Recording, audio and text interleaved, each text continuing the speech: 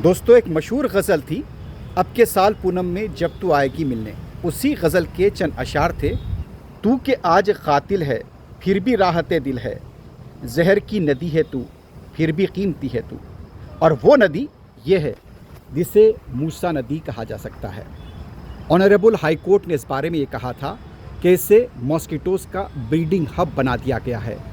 वैसे ये नदी अब नाला नज़र आती है। आप देख सकते हैं कि इस नदी के नाम पर मैं इसलिए से क़ातिल ये कहता हूँ कि इससे कई तरह की बीमारियाँ फैल रही हैं और यहाँ पर केमिकल के अज्जा का फैलाव होता है, बहाव होता है। और इसीलिए हाई कोर्ट ने कहा था कि आप जो देख रहे हैं यहाँ पर कुछ जंगली बेलें हैं, इसकी सफाई पर कोई तवज्जो नहीं दी जाती। और ये नदी इसलिए कीमती है कि इसके नाम पर हज़ारों करोड़ रुपए के पैकेज यहाँ पर बनाए जाते हैं।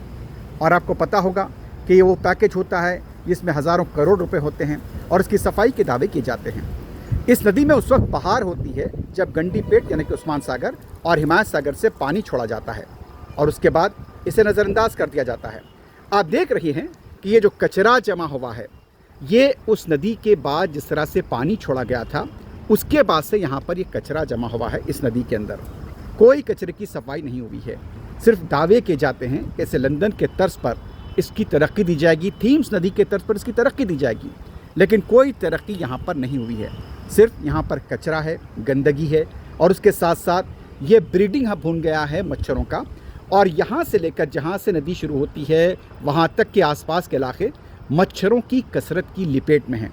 कई बच्चों को इसकी शिकायत का सामना करना पड़ता है, बीमारियाँ फैलती हैं, लेकिन सिर्फ हुकूमत की तरफ से दावे किए जाते हैं कि इसकी सफाई होगी, इससे तरक्की दी जाएगी, इसके लिए प्रोजेक्ट बनेगा हज़ारों करोड़ का, लेकिन ज़मीन पर कुछ नज़र नहीं आता। क़ातिल नदी है और यहाँ पर ये कचरा नज़र आता है जिसकी सफाई तक नहीं होती। तो आप देख सकते हैं, इसलिए मैंने इस शेर का हवाला यहाँ पर इसलिए दिया क्योंकि आज क़ातिल है फिर भी राहत दिल है, जहर की नदी है तू फिर भी कीमती है तू।